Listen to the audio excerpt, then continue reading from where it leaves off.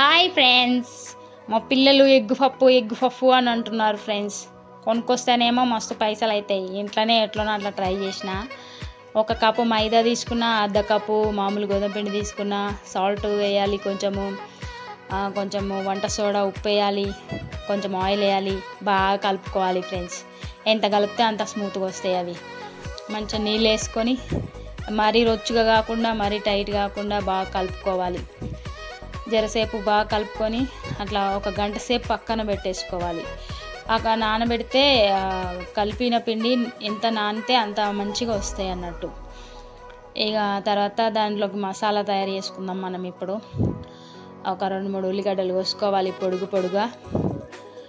1 పచ్చిమిర్చి వేసుకొని కడాయిలో జీలకర్ర, పచ్చిమిర్చి, ఉల్లిపాయలు బాగా ఫ్రై చేసుకోవాలి.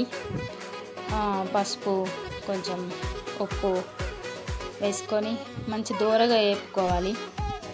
నూనెలోనే ఉల్లిపాయలన్నీ బాగా ఫ్రై చేసిన తర్వాత అల్లం వెల్లిగడ్డ పేస్ట్, కొంచెం కారము, కొంచెం చికెన్ మసాలా వేసుకొని కొత్తిమీర వేసుకొని లాస్ట్లో తీసేయాలి ఫ్రెండ్స్. ఆ తర్వాత మనం ఎగ్ పప్పు కాడికి వెళ్ళిపోదాం. ఆ ఎగ్ పప్పు కలుపుకొని తీసుకొని ఫస్ట్ చపాతీలాగా చేసేసుకోవాలి.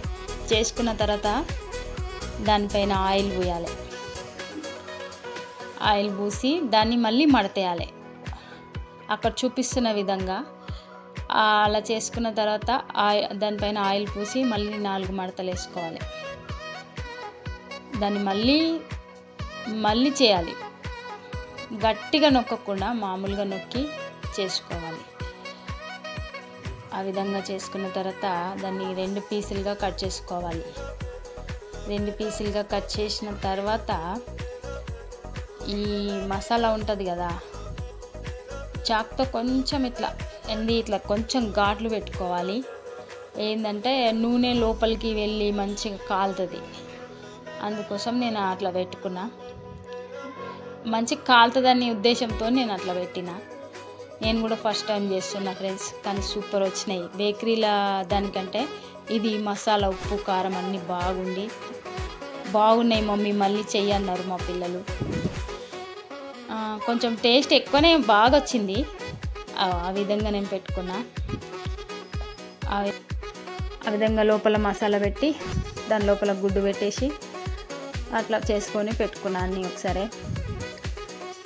మసాలా బయటికి రాకుండా మళ్ళీ ఎక్కడ గ్యాప్ లేకుండా ఒత్తుకోవాలి చేతి. అన్నీ ఆ విధంగా చేసుకొని కడాయిలో ఆయిల్ వేసుకొని, ఆయిల్ ఎక్కువ మంట కాకుండా మీడియం మంట పైన కాల్చుకోవాలి. ఎక్కువ కాదు తక్కువ కాదు, మీడియం మంట పైన కాల్చుకోవాలి మెల్లిగా. ఇందులోకి 2 పచ్చిమిరపకాయలు మన ఇష్టం, కాల్చుకుంటే తింటే బాగుంటుంది. పచ్చిమిర్చి పెట్టుకొని తింటే ఇంకా సూపర్ ఉంటుంది టేస్ట్. కానీ ఫస్ట్ టైం చేసిన టేస్ట్ కూడా చాలా బాగా వచ్చింది. మీరు కూడా ట్రై చేయండి. నేను ఫస్ట్ టైం చేసినా కానీ పర్లేదు అనిపించింది. మళ్ళీ చేసుకోవచ్చు అనిపించింది. క్రిస్పీగా కూడా వచ్చింది ఫ్రెండ్స్. నేను బయటదైతే తినను, ఇంట్లో అయితే 2 తిన్నా ఫ్రెండ్స్. ఇంకా బాయ్ ఫ్రెండ్స్.